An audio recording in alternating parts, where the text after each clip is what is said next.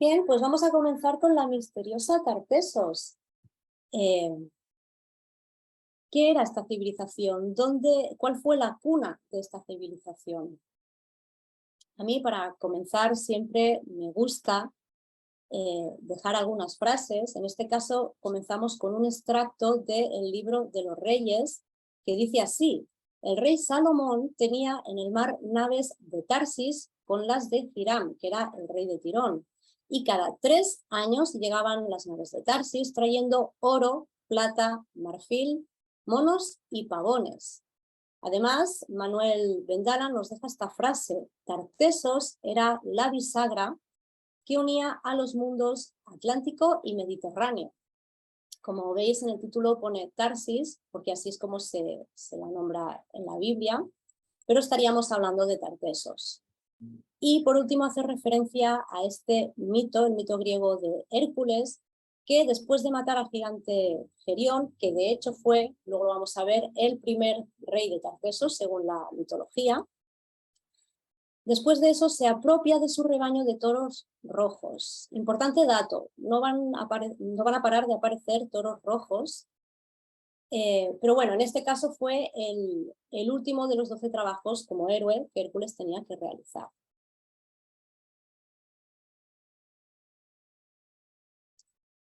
Bien, de fondo os pongo esta imagen de las cuevas de Altamira, donde vemos muchos toros rojos. Y es que en la religión de los pueblos de la Hispania prerromana, el toro fue una figura realmente importante, fue muy venerada por varias culturas de la península ibérica. Vamos a ir siguiendo encontrando más referencias, de hecho, pero vamos a entrar ya en materia. Bueno, Tarsis, vamos a ver qué podemos saber de buenas a primeras sobre esta civilización. Y aquí la mayoría de historiadores e investigadores coinciden en que el primer autor que menciona a Tarsis se estaba refiriendo a las relaciones comerciales que tenían los israelitas con Tartesos. Y Tartesos, de hecho, fue una civilización que floreció entre los años 1000 y 500 a.C. Para que os hagáis una idea, os he puesto aquí en este mapa más o menos la zona que cubriría, que sería donde habría estado ese reino. Deciros también que se expandió un poquito más, llegando a Portugal y ocupando un poquito más, pero bueno, la idea principal sería esta. Bien, como aquí dice, es un reino situado más allá de las columnas de Hércules, que es el estrecho de Gibraltar. Para quien nos esté viendo desde fuera de España, tal vez y no lo sepa, sería este estrecho que os señalo aquí con el cursor. Esto sería la península ibérica comprendida entre España y Portugal. Y este piquito de aquí, que no se ve, pero esto ya sería África. Entonces, este estrecho de Gibraltar, antiguamente se llamaba así, se le conocía como las columnas de Hércules. Entonces, hablan de que estaba más allá de las columnas de Hércules, este reino, bajo el Guadalquivir, en el Bajo Guadalquivir, regido por el rey Argantonio, que también vamos a hablar de él después. Avieno nos habla en su obra marítima de este río llamado Tartesos, que ceñía la isla en la que se encontraba la ciudad, en la que se encontraría la capital, que es Tartesos también, es decir, estaba en una isla en ese río. Y Éforo se refiere igualmente a Tartesos como un mercado muy próspero, la gran llamada Tartesos, ciudad ilustre regada por un río que lleva gran cantidad de estaño, oro y cobre de Céltica. Cabe mencionar que en esa época a Céltica se le conocía la península ibérica, y mencionar también que para entonces no se hacía diferencia entre estaño y plata. Aún así, también vamos a ir viendo todo el rato que no dejan de repetirse estas alusiones, estas referencias a esa abundancia, a esa riqueza de este reino, sobre todo en los metales. Vamos a ver entonces qué nos dicen o qué decían los autores clásicos. Tanto Éforo como Aristófanes y Estrabón citan a Tartesos como tierra rica en recursos, ya sean marinos, terrestres, metales sobre todo, pero además se convierte en el centro de contratación de plata y metales. Y según Estrabón, además construyen grandes obras de ingeniería para regular y aprovechar el caudal de ese río. y señala en sus crónicas que sus descendientes fueron los turdetanos y túrdulos. Y dice, son considerados los más cultos de los íberos, ya que conocen la escritura y, según sus tradiciones ancestrales, incluso tienen crónicas históricas, poemas y leyes en versos que ellos dicen de 6000 años. Decir que antes de los romanos, antes de cambiar ese calendario, ahora tenemos un calendario solar, antes se tenía un calendario lunar, de modo que esos 6000 años podrían ser bastantes menos, aún así sería muchísimo tiempo. Quedaos con este dato porque luego vamos a hablar de la escritura. Bien, Heródoto, nos escribe, nos dice que Tartesos era emporio de gran riqueza, más allá de las columnas de Hércules, como hemos visto.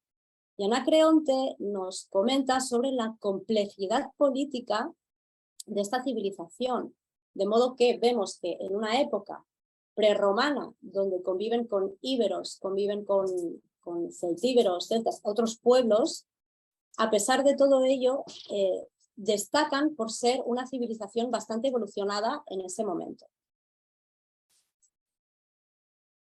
Bueno, Tartesos y la Atlántida. Vamos a ver un poquito aquí esta polémica, porque el caso es que desde la antigüedad ya se asume, se presupone por muchos que Tartesos podría ser también la conocida Atlántida. Incluso arqueólogos contemporáneos han querido hallar restos de la Atlántida en la zona donde estaría Tartesos.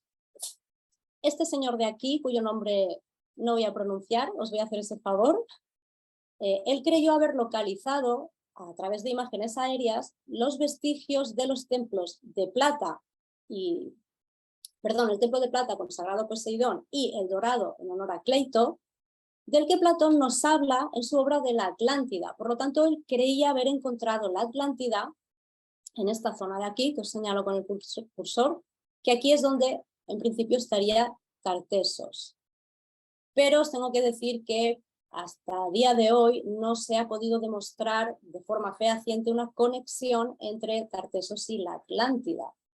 Las pruebas arqueológicas no son suficientes para ello. Pero bueno, como mínimo era una curiosidad que me apetecía compartiros. Pero vamos a ver entonces, en la época un poquito más contemporánea, quién es el primero en investigar esta civilización. Fue George Bonsor. Él realmente era un pintor anglo-francés, pero comprueba el gran potencial que tiene en ese momento la arqueología, sobre todo en esa zona. Estamos hablando del Bajo Guadalquivir. Además, comprueba el potencial, recordemos que para esa fecha también, todas aquellas expediciones subvencionadas por ricos, la gran mayoría, sino todas, ya sabemos que en aquel entonces pues el que encontraba algo no tenía necesidad de dar explicaciones y podía quedárselo, lo cual implica grandes fortunas. Ahí ese potencial. Bueno, a Bonsor le sigue el alemán Adolf Schulten, que de hecho él fue el gran impulsor de las investigaciones del yacimiento de Numancia. Y lo que pretende Schulten es demostrar que Tartesos yacía en las marismas de Doñana, que es la zona más o menos que os estoy comentando. Schulten fracasa, pero se publica una obra, la obra de Tartesos, que es esta de aquí, pues os interesa. Esta obra sirve para ordenar los conocimientos que se tienen hasta la fecha sobre la antigua civilización del Guadalquivir, porque en ese momento todavía no queda claro si Tartesos es puro mito o no, pero sí está muy claro que en esa zona hubo una gran civilización. Pero además constituye un punto de partida para todos esos investigadores que van a venir después. Pasa el tiempo y el 30 de septiembre del 58, una cuadrilla de obreros que estaba trabajando por la zona, en la localidad de Cambas, cerquita de Sevilla, descubren, os lo muestro aquí, descubren un recipiente de barro y en el interior estas 16 placas, 2 brazaletes, 2 pectorales y un collar. Decir que absolutamente todas las piezas eran de oro macizo, llegando a pesar alrededor de 3 kilos, Importante también, ¿por qué? Porque nos habla de la riqueza, de la abundancia de ese momento. De hecho, el arqueólogo Juan de Matacarrizo llega a concluir que es un tesoro digno del rey Argantonio, que es el que conocemos que fue el último rey de Tartesos. Durante 3 años más, Matacarriazo sigue excavando este yacimiento, sigue encontrando más piezas y al fin Tartesos se hace tangible. Él desentierra muros, estudia cerámica, coteja varios niveles estratigráficos y demuestra por fin que Tartesos no es simplemente una leyenda, sino que realmente llegó a existir. Deciros, aquí os pongo una imagen del carambolo, así es como se llama este tesoro precisamente porque es el cerro en el que se encontró. Y es hoy día la imagen de la cultura tartesia. Bueno, entonces, ¿qué podemos empezar ya a conocer, a saber un poquito más sobre Tartesos con información un poquito más, vamos a decir, actual? Pues que empieza a formarse en el suroeste de la península ibérica, aquí os pongo este primer mapa, hacia el siglo IX a.C. y termina hacia el siglo V. Se ubica en el que hoy es el triángulo de Huelva, Cádiz y Sevilla, pero tenemos que tener en cuenta que la geografía de esta zona en los últimos 3000 años ha cambiado realmente mucho.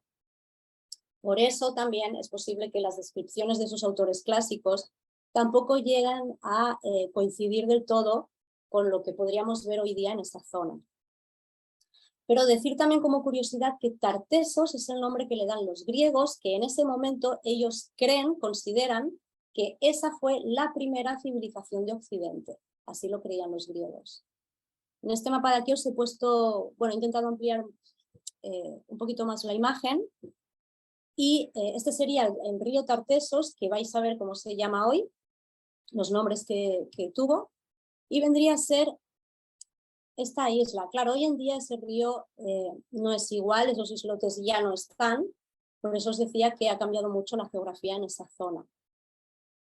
Pero sí estaba situada en una región bañada por este río, el río Tartesos, que posteriormente cuando llegan los romanos lo llaman Betis, pero después los musulmanes lo llaman Guadalquivir, nombre que a día de hoy sigue manteniendo. Era una sociedad muy urbana. Esto significa que ellos tenían ciudades a lo largo de toda la ribera del río. Y de las ciudades tartesas que hoy se conocen, os puedo citar, por si queréis hacer una captura de pantalla, Escacena del Campo, en Huelva, Turza, en Cádiz, y Urso, hoy conocido como Osuna. También tenemos el Tibirge, no sé si lo he pronunciado bien, que hoy se conoce como Elvira y está en Granada. También podemos mencionar que Posidonio afirmó que los tartesios, como curiosidad, eran ampulosos y de genio alegre. Sí que es cierto que en la península ibérica realmente han habido muchas conquistas, ha habido mucho mestizaje, ha habido mucho sincretismo de culturas y religiones incluso, pero es cierto que a día de hoy, sea casualidad o no, los habitantes de esa zona podemos decir que comparten ese carácter. ¿Qué hemos podido ver o aprender después de esos restos encontrados, de esos restos arqueológicos? Pues a partir de esas excavaciones se ha podido dividir a Tartesos en 2 periodos. El primero es el llamado geométrico, perdón.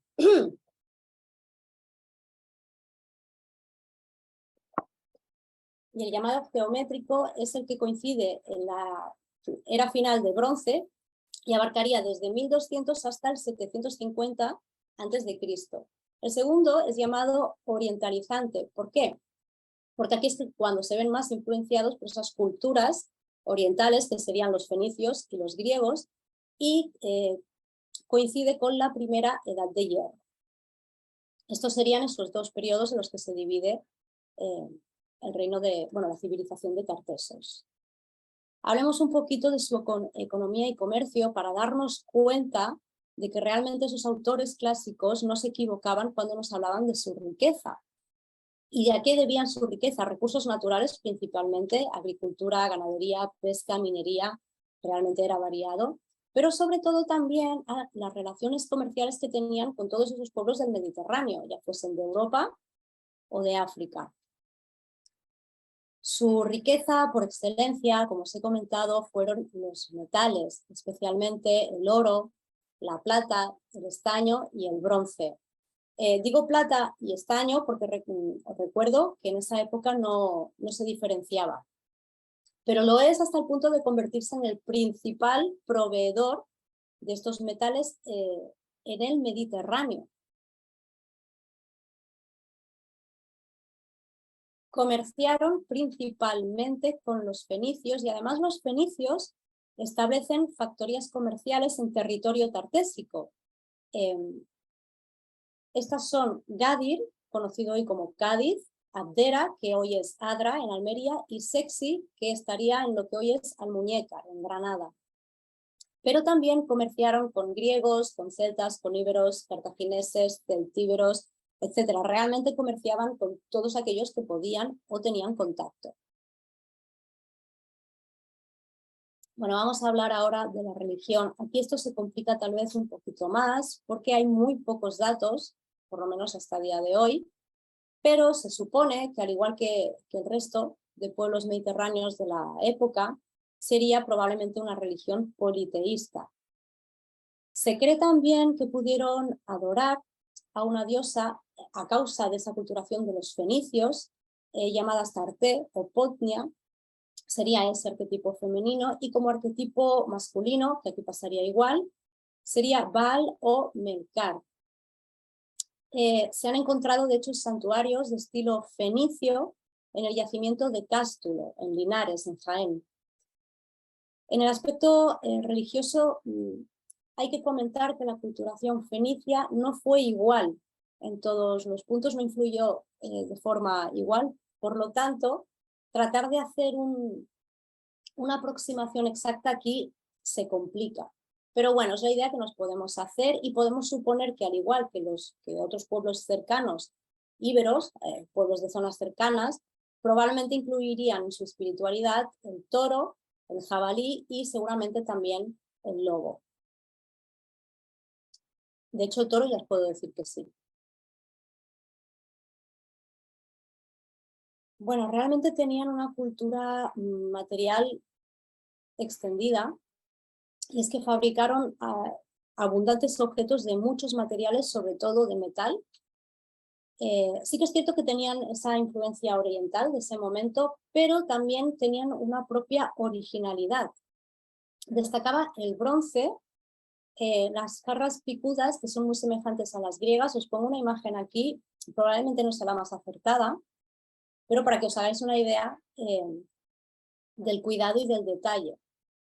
Se conoce también especial mención al bronce carriazo, que es esta imagen que os he puesto aquí, era la imagen también de portada y es imagen de Tartesos. Se cree que representa a la diosa Astarte. También en orfebrería de plata generaban muchos, voy a decir ya no solo objetos de decoración o de ornamenta, ya que en la época turdetana podían llegar a generar con ello productos realmente rutinarios, como cubiletes de hecho, eso nos da una muestra de lo abundante que era, porque no lo reservaban para objetos especiales. Y de origen autóctono hay que nombrar también la técnica de embutido de metales, que se realizaba con oro, plata y cobre, que en esa época pues era una técnica bastante valorada de esa zona. Pero bueno, a nivel de joyería, los mejores ejemplos aquí son, ya os he puesto la imagen, el tesoro del carambolo, también os puedo nombrar el de Aliseda y el del cortijo de Évora, que son pectorales, cinturones, diademas, brazaletes, pendientes, todo ello elaborado en oro macizo. Vamos, no iban descalzos, quiero decir, realmente se ornamentaban muchísimo. Y en cuanto a iconografía o simbolismo, lo que podríamos relacionar de forma tal vez típica serían las palomas que flanquean una piel de toro, como las que se encontraron en el yacimiento de El Turuñuelo, en Badajoz, que serían estas figuritas de aquí que representan las dos palomas. y en principio esto sería la piel de toro, lo que, bueno, ya ves que está roto. También utilizaron muchísimo el marfil y el hueso. En ellas fabricaban arquetas donde guardar los ungüentos, los perfumes. Con las conchas de la almeja del Guadalquivir hacían objetos de tocador labrados, realmente detallados. Y también, como era común, también usaban la cerámica, pero además era de muy alta calidad. También importaron, no solo eran artesanos, no solo hacían todo esto y eran abundantes en toda esa cultura material, como estamos viendo, sino que también importan de talleres orientales y gaditanos artículos también manufacturados, pero muy codiciados. Estamos viendo que realmente era una cultura, una civilización abundante y rica. Bueno, vamos a hablar ahora del idioma. Aquí todavía se complica tal vez un poquito más la cosa. Se encuentran una serie de lápidas sepulcrales en Agabre, en Alentejo y también en el Bajo Guadalquivir. Contienen unas inscripciones en un idioma hasta la fecha desconocido que se lee principalmente de derecha a izquierda. Se ha querido ver una representación del idioma tartésico, aunque la mayor concentración de estas inscripciones se hallan en el sur de Portugal, ya que en esta zona del Bajo Guadalquivir son más bien escasas. Pero bueno, ahí se están peleando un poquito los expertos tratando de estudiar. ¿Qué podemos decir de la lengua tartésica que de momento es desconocida? Bueno, pues podría haber derivado de esta lengua, de la lengua tartésica, podría haber derivado la lengua de los turbetanos, ya que eran sus descendientes, y a juzgar por lo que dice Estrabón, dice de ellos que eran descendientes de los tartesos, como os he dicho, pero además lo importante es que tenían escritos y leyes de más de 6.000 años de antigüedad, como hemos comentado anteriormente. Claro, si tenían escritos y tenían leyes, evidentemente tenían una escritura propia. Aquí, al lado, os he puesto una imagen para que podáis comparar lo que serían las, no sé si sería correcto decir, runas tartésicas, ibéricas, encontramos fenicias, egipcias, no son jeroglíficos, ¿vale? Es egipcio-egeo, y minoicas. Si os fijáis, las tartésicas y las ibéricas son realmente semejantes, pero bueno, ahí está la duda por el momento si catalogar tartesos o a los tartésicos como un pueblo íbero más o no. No tiene por qué ser un factor vinculante estas similitudes, tal vez esa lengua no tenía por qué ser igual, tal vez simplemente tenían una manera de escribir lo que hablaban y no tiene por qué ir ligado a una lengua, pero como mínimo lo que sí podemos ver es esa similitud escrita. Bueno, ¿y cuál era el sistema de gobierno? La monarquía. Pero sí que es cierto que poseían unas leyes escritas en verso, en tablas de bronce, desde tiempos inmemoriales. Entonces, lo que podemos decir de la monarquía de Tartesos es que se puede dividir en dos grupos. Primero serían los reyes mitológicos y luego los reyes históricos. Vamos a ver primeramente los mitológicos. Bueno, ya lo hemos comentado al principio, el primero de ellos fue Gerión. De acuerdo a ciertos mitos, porque aquí sí que se pueden encontrar pues, algunas variantes, él era un gigante tricéfalo que pastoreaba sus grandes manadas de toros rojos a las orillas del Guadalquivir. Entonces ya hemos visto antes que el mito de, aquí pone Heracles, pero bueno, Heracles era el nombre en romano, estamos hablando de Hércules, el mismo personaje, que le roba estos toros a Gerión cuando lo mata. El segundo rey mitológico sería Nórax, él era nieto de Gerión e hijo de Eritea, y conquistó el sur de Cerdeña, donde fundó la ciudad de Nora. Luego de él vendría Gárgoris, que él sería el primer rey de la segunda dinastía mitológica, tartésica, y era rey de los curetes. Además, se cree que él inventó la apicultura y el comercio. Y bueno, nos encontramos también con Abis o Abidis. Él era hijo bastardo no reconocido de Gárgoris, ya que fue fruto del incesto con su hija. Escapó varias veces de la muerte ordenada por su propio padre con la ayuda de las bestias. Se cree que él descubre la agricultura y además él formula las primeras leyes, divide a la sociedad en 7 clases y prohíbe el trabajo a los nobles. Pero ¿qué sabemos de los reyes históricos? El caso es que solo hay referencias históricas de un rey, el último, el rey Argantonio. Heródoto nos cuenta que el rey Argantonio vivió 120 años, de los cuales llegó a reinar 80. Y Schulten calcula que él pudo reinar entre el 630 a.C. y el 550 a.C. Argantonio propició el comercio con los foceos durante 40 años para así, de alguna manera, poder romper el monopolio que ostentaban los fenicios de esa ruta comercial en el Mediterráneo. Además, llega a ofrecerles asentarse en su reino definitivamente a aquellos que están emigrando de Occidente cuando los persas presionan sobre las ciudades griegas de Jonia. Y aunque rechazan esa oferta, igualmente él, Argantonio, les ofrece un cargamento de plata para que puedan reforzar sus murallas. No dejamos de ver continuamente esa abundancia, esa riqueza. Pero después de él, sin embargo, desaparecen todas las citas históricas referentes a Tarteso. Es el último rey y nada más se sabe. Entonces, ¿qué pasó con Tartesos? ¿Qué fue lo que ocurrió? ¿Cómo puede ser que una civilización tan abundante, una civilización tan poderosa, tan conocida y reconocida en la época, tan rica, de repente desaparezca? Algo tuvo que pasar. Bueno, vamos a repasar un poquito los datos, a ver si nos podemos hacer esas ideas o teorías de algunos historiadores. Tras la muerte de este rey, del rey de Argantonio, que es en el 550 a.C., como hemos visto, desaparecen todos esos datos, pero también desaparecen datos sobre la monarquía de Tartesos. Y lo hace de una forma tan abrupta que es cuando se genera este gran misterio acerca de qué ocurrió. Por eso la misteriosa Tartesos.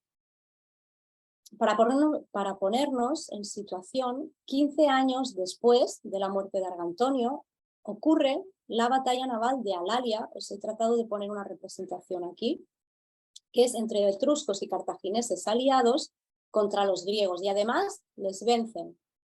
¿Qué significa esto? Esto significa que la ruta griega hacia Iberia queda cortada y el comercio de los focenses con Tartesos se destruye prácticamente, de manera que Cartago tiene aquí una oportunidad de oro para adueñarse de todos esos recursos. Entonces, alrededor del 500 a.C., los tartesos habrían sufrido el ataque de los cartagineses, la capital habría sido sitiada y después habría tomado la fortaleza que defendía la parte marítima. Bueno, pues todo este imperio de Tartesos probablemente se hundiría tras la caída de su capital y Cartago se adueña así del Mediterráneo occidental. Este dominio púnico se mantiene así precisamente hasta que Cartago se enfrenta a Roma en las conocidas guerras púnicas. Esto va a marcar la llegada de los romanos a la península ibérica y aquí los romanos, cuando llegan a esta zona donde estaba Tartesos, se encuentran con una región llamada Turdetania. Aquí vivían los turdetanos, iba a decir se cree, pero bueno, se ha concretado ya que eran los descendientes de los tartesos. En esta región, ahora llamada Bética, como hemos visto antes por los romanos, a este río Tartesos, que lo llaman Betis y que luego más tarde los musulmanes lo llamarían Guadalquivir.